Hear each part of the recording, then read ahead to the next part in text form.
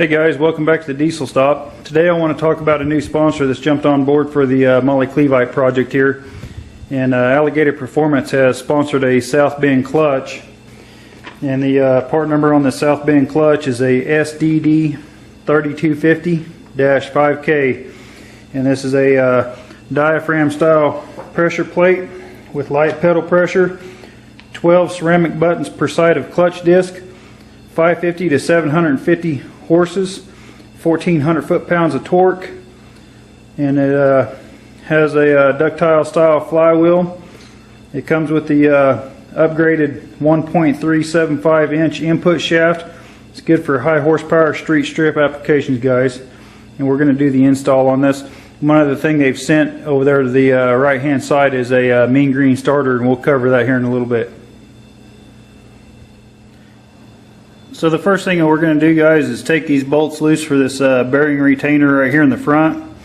And we're going to do this input shaft upgrade first. You're going to get you a hammer and just tap on her lightly.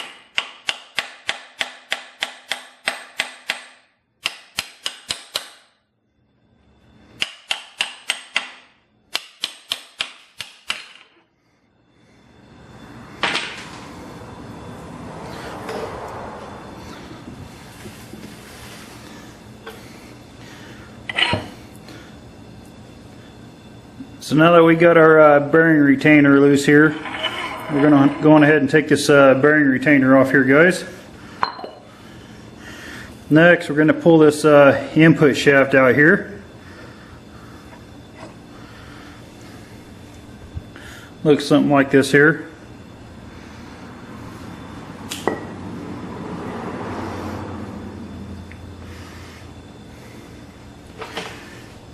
I'm going to have to get my set of picks, guys.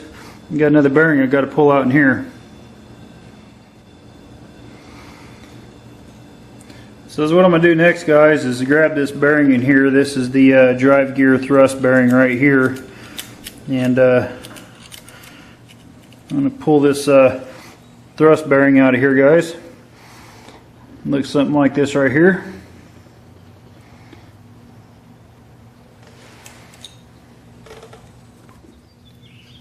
Well, guys, I'm going to put this thrust bearing in here, this new thrust bearing.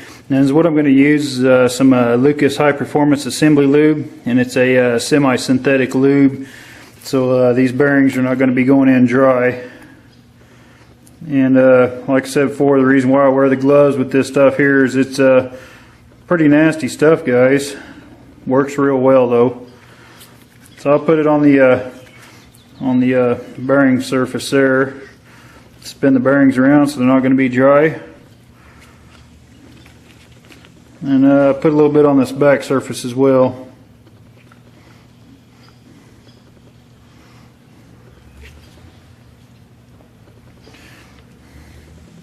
And then we're going to go ahead and install this thrust bearing in there. And the little roller bearings are going to be facing to the outside. Next, we're going to take this main pilot bearing here, and we're going to put some assembly lube on this as well.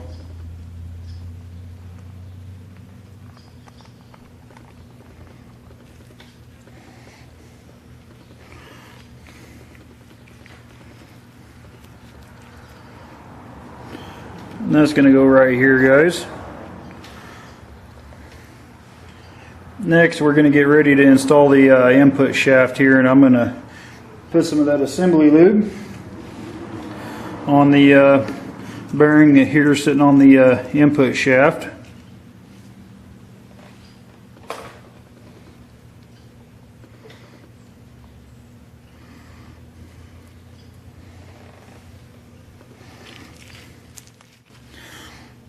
So next, guys, we're going to install the input shaft into the transmission here.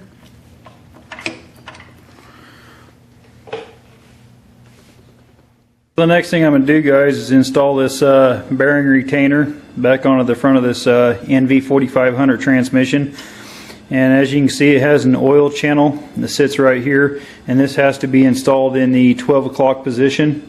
and I have ran a light coat of gray RTV Permatex on the bearing retainer surface, and this kit already had the new seal installed in the bearing retainer here.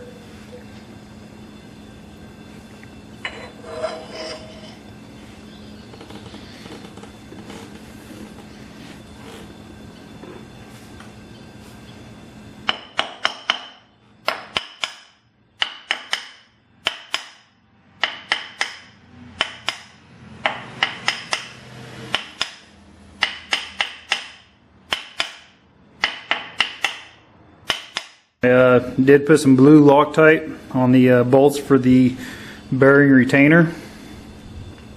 It's not required, but I went on ahead and did it anyhow.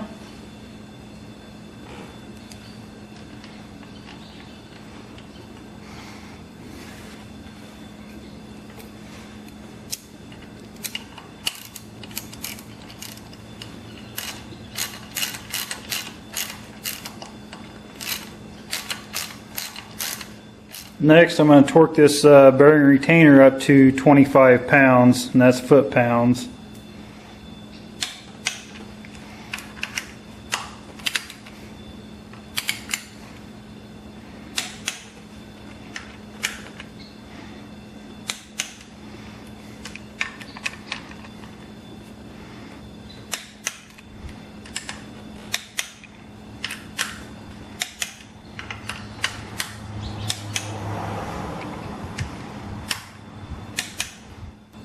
Well guys, there's one other thing this South Bend clutch kit requires here, and that's the removal of the washer that sits behind the clutch fork pivot ball.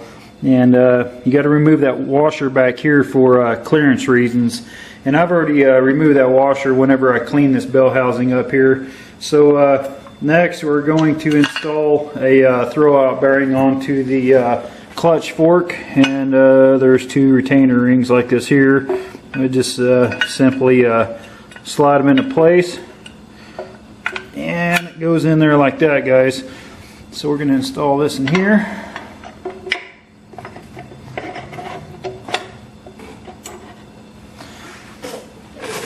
And that's the new throwout bearing there, and then the clutch fork, guys. So pretty gnarly looking. It looks kind of bent, but that's just the way they machine the surface there, the way the light's reflecting on it. So next here, guys, we're going to be installing this ductile flywheel, and this thing's pretty heavy.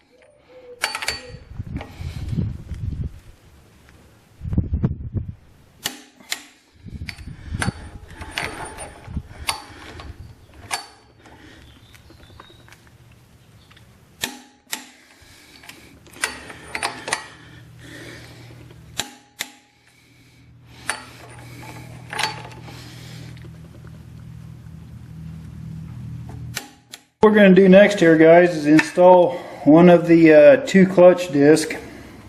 So one side of the clutch disc looks like this here, the other side looks like this here. So this here is marked flywheel side, so that's the side we're going to run in towards the flywheel side. We're going to run this big plate here next.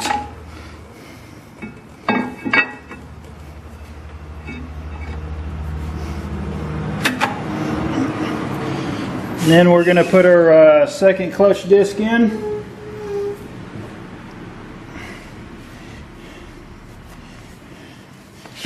And this one here is marked pressure plate side. and that's what it looks like on the back side there, but I'll be putting this in towards the pressure plate side. And then we're going to take our pilot install tool and go through the first clutch disc that we installed.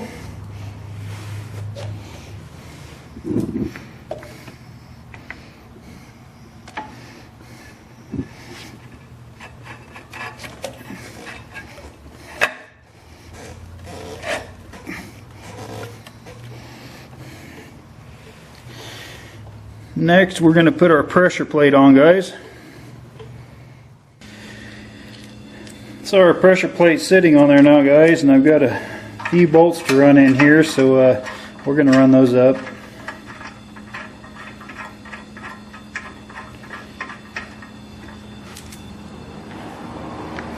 The flywheel bolts torque down to 100 pounds.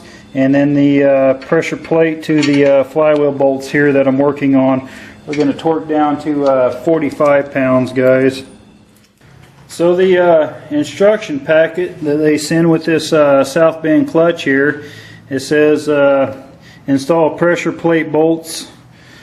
It says in a cross pattern, 1/4 at a time. Do not use air power tools for this step. So it's just a matter of turning this in a quarter, going down there and turning that in a quarter, and then that one a quarter, and that one a quarter, until you get the flywheel pressure plate drawn up to the flywheel here. And then the final torque was 45 foot-pounds, which you'll end up torquing this pressure plate down.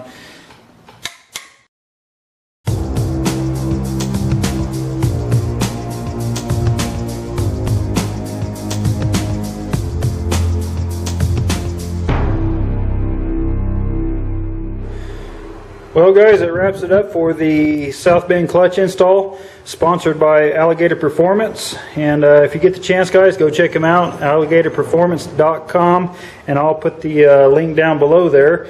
So the next video that we're going to do here is going to be installing this 5.9 Cummins, this Molly Cleveite project, into the 10¼ Chevrolet military frame, guys. So till then, we'll see you later. Thanks for watching, guys. If you haven't subscribed, subscribe, and see you later.